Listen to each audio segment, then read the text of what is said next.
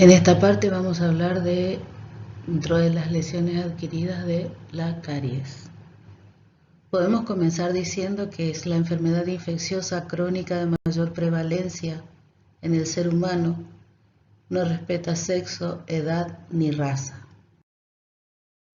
Como concepto decimos que es una enfermedad multifactorial de los tejidos duros de los dientes que se caracterizan por la acción de dos fenómenos regresivos concurrentes: la disolución y pérdida de sus componentes minerales o inorgánicos y la desorganización y desprendimiento de sustancias orgánicas.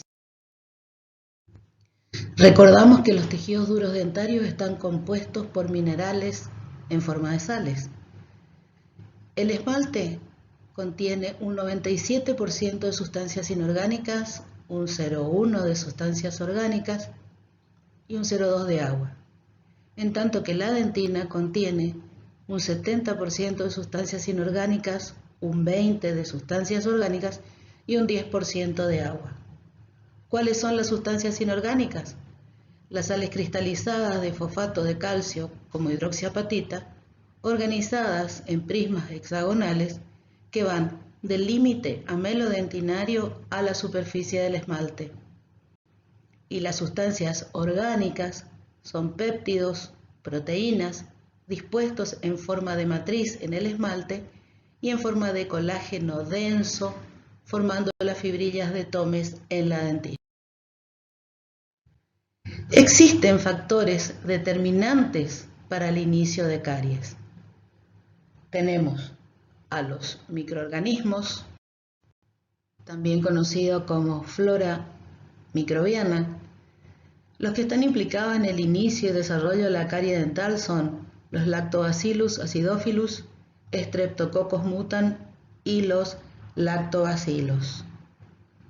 Con respecto a la dieta o sustrato, los alimentos ricos en carbohidratos son fermentados y luego transformados en ácido láctico por los microorganismos. Este ácido, ¿qué produce? Produce la desmineralización de la superficie del esmalte. El carbohidrato más fermentable es la glucosa y por lo tanto su poder cariogénico es alto. Se debe tener en cuenta también la cantidad, concentración y frecuencia de su consumo. Cuando hablamos de tiempo, es un factor importante porque cuanto mayor sea la permanencia de los carbohidratos, la frecuencia de su ingesta, mayor será la posibilidad de desmineralización del esmalte. Si hablamos de la edad, vamos a tratar de dividirla en tres etapas. La primera, aquella que va hasta los 25 años aproximadamente, donde se produce una mayor incidencia de caries, sobre todo en el caso de fosas y fisuras. Una segunda etapa, podríamos decir que aquí se produce una determinada estabilidad, sobre todo si el individuo es sano y tiene una buena higiene dental. En la tercera edad ya son más frecuentes las caries gingivales porque existe una retracción gingival. Con respecto al huésped, aquí debemos tener en cuenta que existen factores que son predisponentes y otros factores atenuantes. Se puede hablar de raza, dado que en algunas razas hay o existe un bajo índice de caries. La herencia. Hay ciertas características transmisibles, por ejemplo, la composición química del esmalte. Cuanto mayor sea el tamaño de los cristales de hidroxiapatita, menor es el área superficial y menor será la susceptibilidad a tener caries. La morfología dentaria. Es más frecuente observar en fosas y fisuras profundas la presencia de caries. La higiene bucal. El buen uso y frecuencia en el cepillado, el uso de hilo dental, reducen significativamente la actividad de caries. El sistema inmunitario, en aquellos pacientes con afecciones o trastornos generalizados, pueden aparecer con más frecuencia esta lesión. También es importante el flujo salival. Aquí se considera cantidad, consistencia y composición. Estos influyen en forma decisiva en la formación de caries. El esquema se conoce como diagrama de Case, que estuvo modificado por Nerbrun. Confluyen todos estos factores de los que estábamos hablando. Cuando confluyen se produce caries.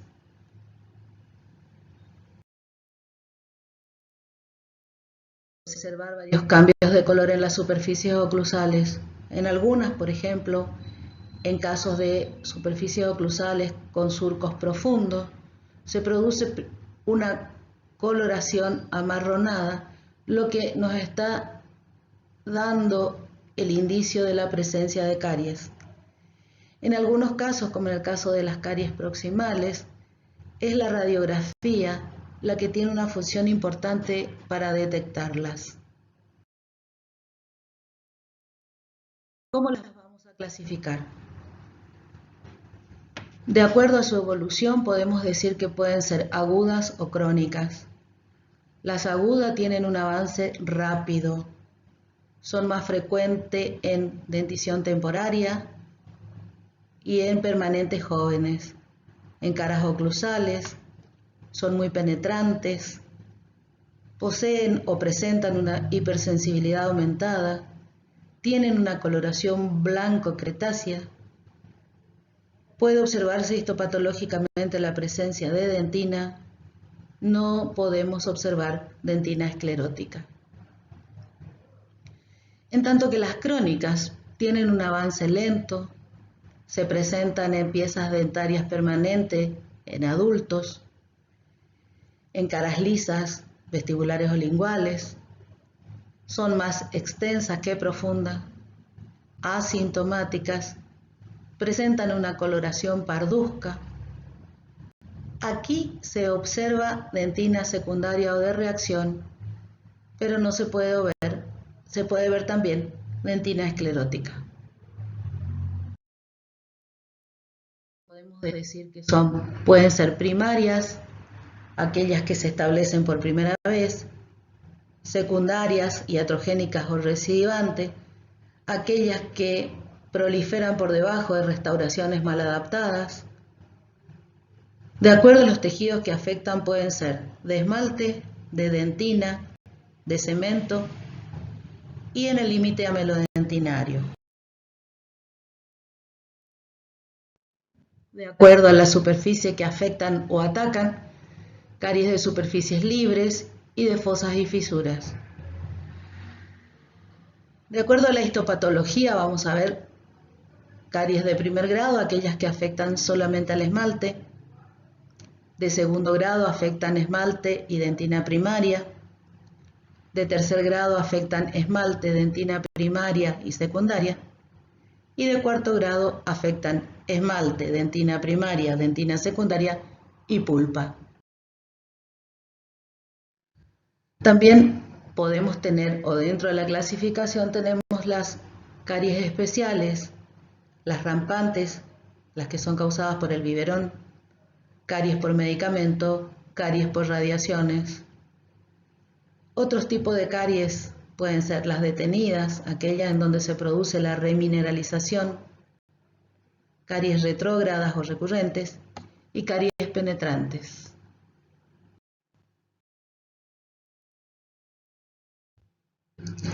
¿Cómo observamos el avance de caries? Las caries se avanzan en forma de conos y de acuerdo a las superficies que afectan, tenemos las de fosas y fisuras y las de superficies libres. Esmalte, la parte más externa, por debajo la dentina y en el centro la cámara pulpar. En fosas y fisuras, el vértice de nuestro cono va a ser externo y la base va a ser interna hacia el límite amelodentinario. En superficies lisas, o libres, el vértice va a mirar hacia el límite amelodentinario y la base del cono va a ser externa, va a estar hacia la superficie. Cuando hablamos de caries de dentina, aquí en dentina,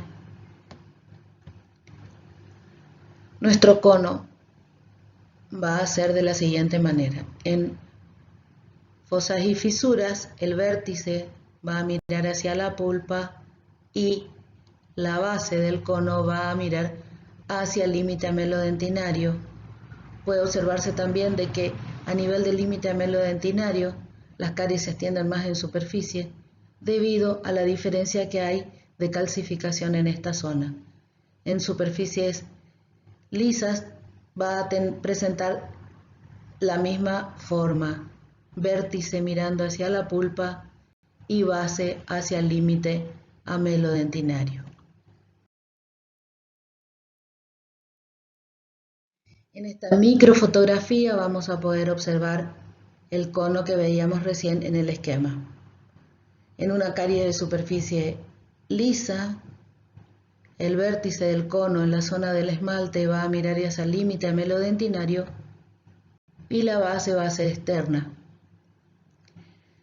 Si observamos la zona de dentina, vamos a ver de que la base de nuestro cono es mucho más amplia, por lo que les decía recién, de la falta de la poca calcificación en realidad que tiene el límite amelodentinario. Entonces aquí nuestra base va a ser externa, va a mirar hacia el límite amelodentinario y el vértice va a mirar hacia la pulpa. En la microfotografía de la derecha podemos observar en una caries de fosas y fisuras, la base del esmalte va a mirar al límite amelodentinario, el vértice hacia la zona externa, la dentina va a presentar una base de cono hacia el límite amelodentinario y un vértice hacia la cámara pulpar. Veamos ahora cómo se presenta una caries a nivel de esmalte. La vamos a dividir en diferentes zonas. La zona más profunda se llama de hipermineralización o translúcida primaria, una zona profunda de descalcificación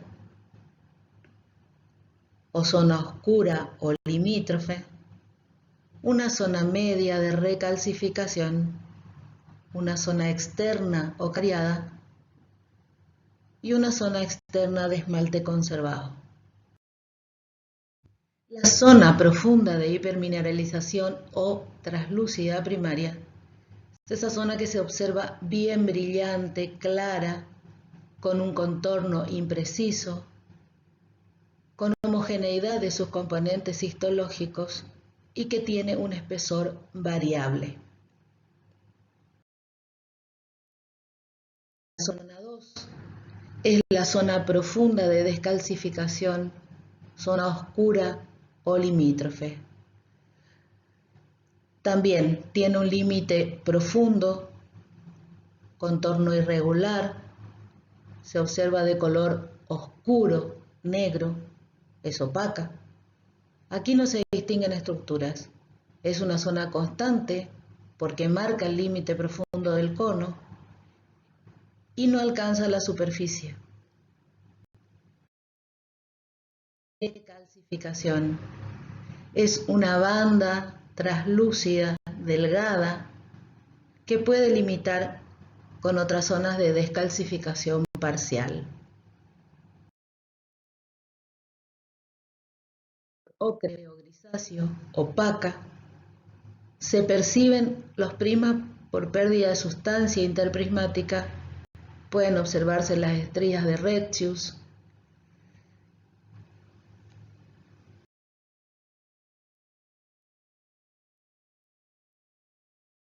La 5 es la más externa, la que se conoce como zona de esmalte conservado. Se presenta en caries poco avanzadas, es un poco translúcida, es la base externa de nuestro cono, es un área de reparación por recalcificación del sector más superficial de los prismas del esmalte y precipitación exógena a partir de las sales cálcicas de la saliva.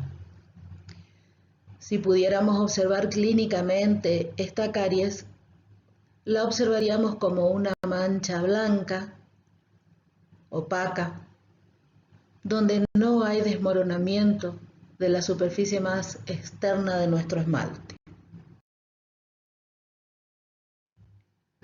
Cuando hablamos de caries de dentina, se dividen en distintas zonas también, una zona opaca o oscura, una zona esclerosada, traslúcida, transparente, una zona de descalcificación, una zona de infección y una zona de desorganización, que es la que está inmediatamente por debajo del límite amelodentinario. La zona oscura, opaca, marca el límite del cono de caries. Se ubica bien en el vértice, puede llegar a la cámara pulpar. Nuestros conductillos aquí aparecen oscuros, se conocen como trayectos muertos. Puede presentar en forma intercalada unas zonas más brillantes de dentina translúcida.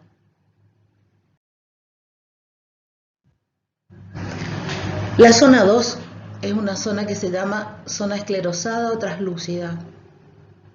Aparece intercalada, como les decía, con las zonas oscuras o de trayectos muertos. Aquí los conductillos presentan un estrechamiento de la luz por espesamiento de la pared y calcificación de la matriz orgánica. No es constante, no aparece en las caries agudas. Puede sí aparecer por debajo de restauraciones donde hay cambios reaccionales del tejido pulpar produciendo dentina reaccional. 3 es una zona descalcificada. Es la zona más alterada que va a presentar nuestro cono de base al límite amelodentinario. Afecta el límite amelodentinario hacia la profundidad. Es de un color amarillento en la parte más profunda, castaño en la superficie, pero se pueden observar en algunas zonas todavía las paredes de los conductillos.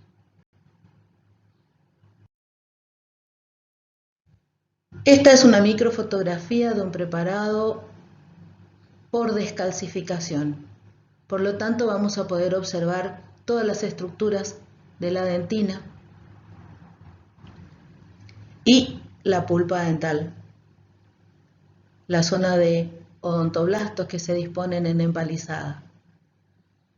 La parte más externa, esta parte desorganizada, donde no podemos observar conductillos, se denomina caries de dentina desorganizada.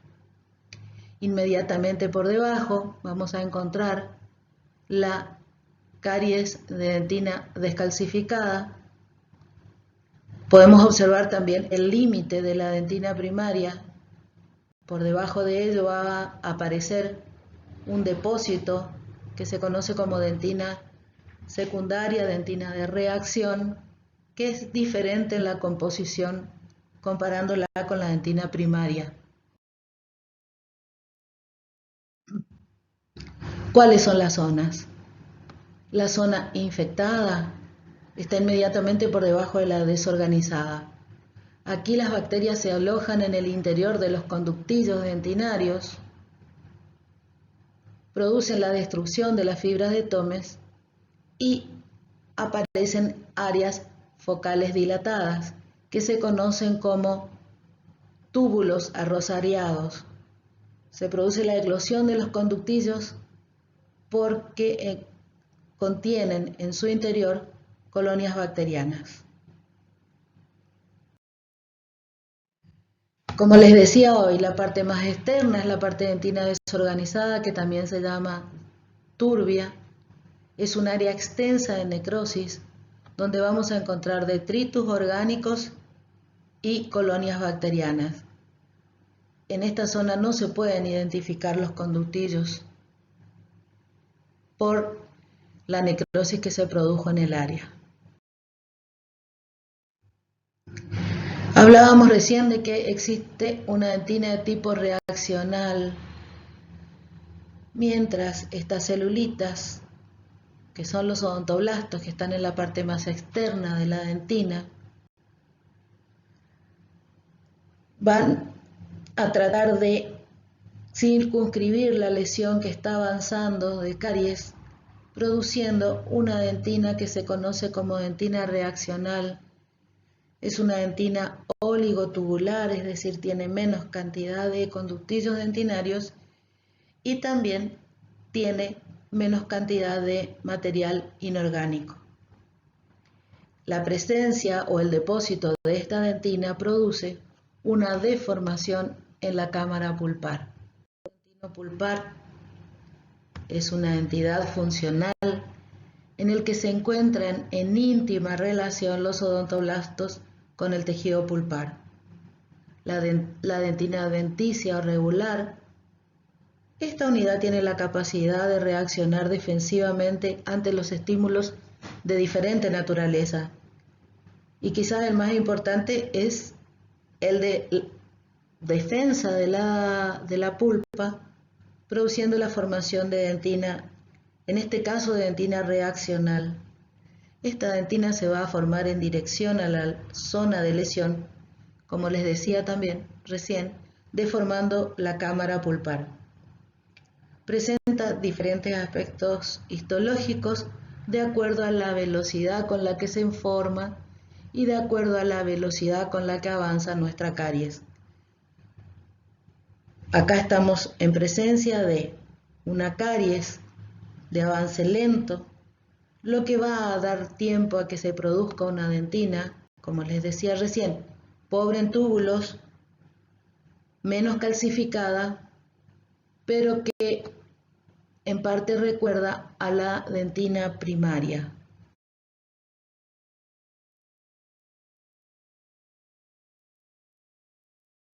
Ahora, cuando hablamos de el avance rápido de caries, la dentina que se va a formar en este caso recibe el nombre de dentina terciaria u osteodentina. Osteodentina, ¿por qué? Porque recuerda al tejido osteoide. En estas lagunitas van a quedar encerrados los odontoblastos porque el depósito se hace en forma desordenada, tratando de tener o producir una barrera que proteja al tejido pulpar del avance de caries que está siendo rápido en estas circunstancias.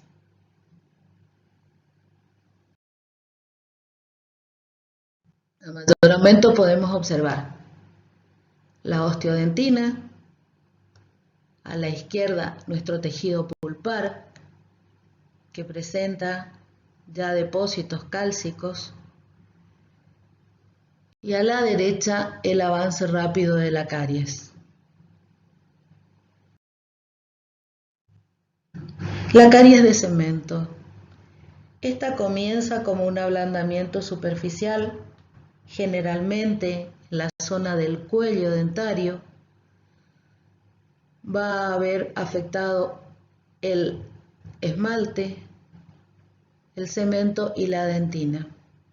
El cemento, dada la delgadez que presenta, es rápidamente eliminado, quedando expuesta la dentina.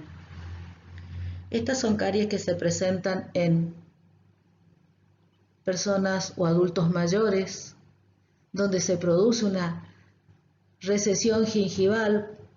En este caso, si miramos la radiografía, vemos que también hay pérdida en la altura ósea. Estas características. Nuestro cemento celular, el cemento acelular, que es el más externo, se pierde rápidamente porque es muy delgado y la caries avanza prontamente sobre la dentina, presentando las características que ya mencionamos de cualquier caries dentinaria. Los túbulos o trayectos muertos, la dentina opaca, la dentina esclerótica, la dentina infectada.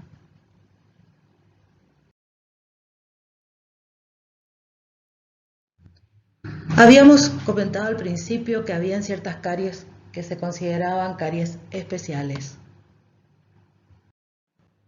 Una de ellas es la caries rampante, que es una lesión avanzada, grave, que afecta a varios dientes. Radiológicamente se pueden observar como lesiones cariosas muy avanzadas, sobre todo en dientes anteriores. Algunos autores también la llaman caries de biberón o caries de lactancia.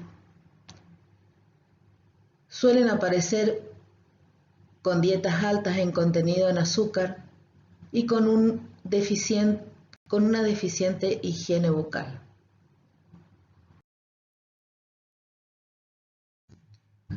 Otro tipo de caries que vamos a ver es la caries por radiación. Es un tipo de caries que si observamos la radiografía vamos a ver sombras radiolúcidas en los cuellos dentarios. Generalmente se observa una uniformidad en la pérdida de tejido. Se producen durante estos tratamientos porque hay una modificación importante en el pH salival que se vuelve más ácido. Se ven afectadas todas las piezas dentarias, se localiza en la unión esmalte-cemento por cara vestibular, puede llegar a ser tan importante y tan insidiosa que llega a la pérdida de las coronas dentarias. El tratamiento ideal para este tipo de caries sería, desde el comienzo del tratamiento radioterápico, estimular al paciente sobre su higiene bucal, sobre la dieta y el empleo diario de flúor en gel.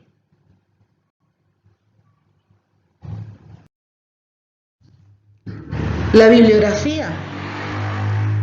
Vamos a poder ampliar este tema en el libro de Cabrini, Anatomía Patológica Bucal, en el libro de Sapp, Patología Oral y Maxilofacial Contemporánea, y en el libro de Reghesi, Patología